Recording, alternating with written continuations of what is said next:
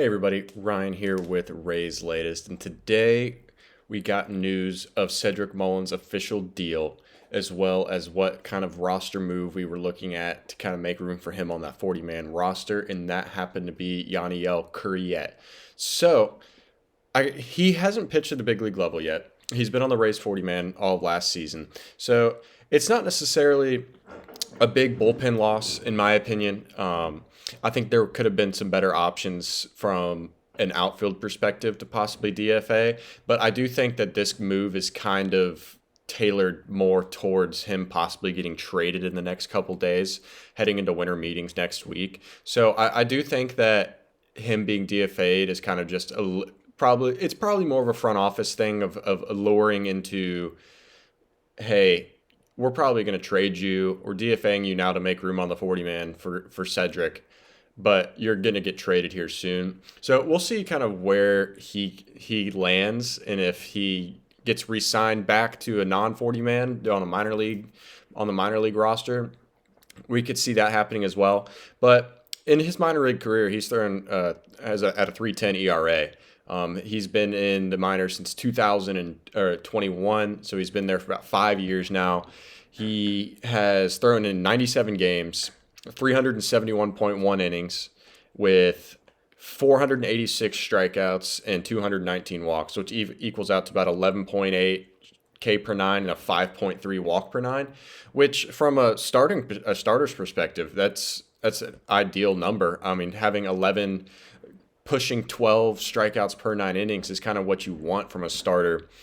And keeping the walks relatively low at kind of 0.5 per inning, around there, maybe a little closer to the 0.6 per inning. So it's interesting. I do think that he has kind of proved himself. He's pitched in Double-A last season as well. So I do think he's kind of proved himself to kind of be big league ready. And I think that him being in AAA and Double-A last year, kind of making his way up through the farm system, through the Rays system, is interesting to me as why he would be the guy chosen. But from a standpoint of he has never pitched in a big league game and he's on the 40-man kind of thing, I can get more. I can realistically see it a little better of why he was the option for this. Now, don't get me wrong. I don't necessarily agree or disagree that he would have been a great fourth or fifth starter this year. I think he obviously would have started out in AAA to start the season. But I do think just kind of as a depth piece, as possibly coming up, bringing him up as a sixth starter could have been an interesting option for him. I haven't seen. I tried to find out how many options he had for this upcoming season. So I think he hasn't played on a big league roster, so I would assume he has all three options. Which, if you don't know what options are, is being able to get sent up and sent back down. So if you get called up and then sent back down, that's using an option as you get optioned up and then optioned back down to AAA or AA, however, wherever they send you. But that's kind of how the options work, and you usually get three. It differs from people to people, or from contract to contract. To the best of my knowledge, I'm pretty sure, 99.89% sure that's how that works. But typically it's three. You get three options. So I don't think he's used any of them. So that's kind of an interesting thing to where they could have brought him up and sent him back down as they pleased. But it is intriguing to me to kind of see where they go with that and kind of see if we can get any trade value for him in the upcoming weeks if he clears waivers and doesn't get claimed by anybody.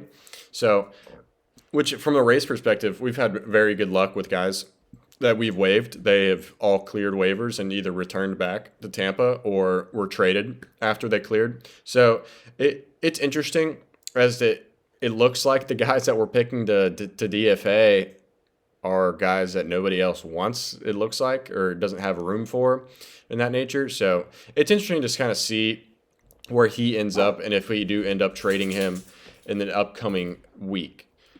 Transitioning over to Reed Brignac. Many of you guys know him from his playing days. He was drafted by the Rays, played around five upwards of 5 seasons for us, kind of up and down, AAA, big leagues. He also played for the Rockies, Braves, many other teams, Royals, I believe, are in there all the way up to 2016 when he finally stopped playing. But he is returning to the Rays as a assistant coach for the Durham Bulls this season. And in 2020, he was hired as the Columbia Fireflies single A manager, which is the Mets affiliate. 2021, he was the new manager of the St. Lucie Mets, which is the low A affiliate of the Mets. And then in 2022, he was named the Binghamton Rumble Ponies double A manager, which is the double A affiliate of the Mets. So he will be leaving the manager space to become an assistant in the Rays system, which he was drafted and spent 5 years in a major league level here. So he's very familiar with the Rays organization, with how the Rays work. He's very, very familiar with the Rays front office, familiar with everything around it. So I'm excited for that. I'm looking forward to kind of seeing what he can do and see if he can bring some of that knowledge to AAA and kind of get those guys up and rolling down there. And then the last thing I kind of want to talk about is Cedric Mullins' contract details were finally revealed. It is a 1 year, $7 million contract with mutual options for 2027, which would be $10 million. And his buyout for that, if the Rays choose to not re-sign him, if he wants to re-sign, is $500,000.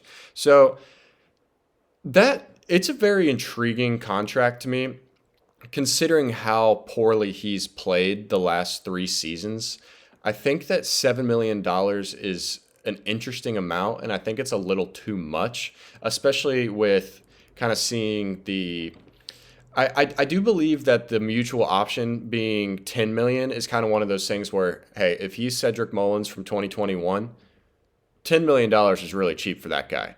And I think that's kind of where they're leaning at. And I think the $7 million is kind of, I think it's one of those, he probably had a lot of options, in my opinion, going other places. And that $7 million was kind of the, hey, like we're going to give you $7 million if you want to come play in Tampa. So I think from that perspective, it's interesting, but because I remember a couple episodes ago, I said anywhere from the $3 to $4 million range is what I thought his contract details were going to be. But $7 million is kind of, I mean, that's doubling what I had said. So from a front office perspective, they know way more than I do from a contract standpoint. But just from my opinion on pretty much how he's played over the last 4 seasons, I think $7 million is a little too much. But as the big name signing, it's one of those things where he's vet in Major League Baseball. He's been around for a while, and he's kind of got that big name. And you're like, oh, yeah, I know who Cedric Mullins is. Kind of one of those things where I feel like a lot of the Rays players, like I remember I would be sitting on my couch watching a Rays game with some of my college roommates, and they're like, who the heck is that? Like, I've never heard of who that is before. And I'm like, yeah, I mean, that's Tampa. Like, but the guy they're talking about is hitting 290 somehow. And you're just like, oh, that's weird. Like, nobody knew who Jake Mangum was from a baseball perspective unless you were an avid college baseball fan like myself. I mean, I obviously knew who he was. But just from the regular person, you're like, who's that? And it's kind of like that all the way around. And I think that Mullins' contract does kind of have that pull of, hey, I'm Cedric Mullins. And everybody's like, hey, that's Cedric Mullins. So I'm sure that has something to do with it. That has something to kind of bring up his market value a little much, kind of just the big name. So I'm intrigued to kind of see how he plays and see how that second year kind of transitions into maybe picking up his option. But we'll see how that goes. You guys let me know what you guys think about the Currett DFA and bringing back Reed Brignac. You guys have a great one.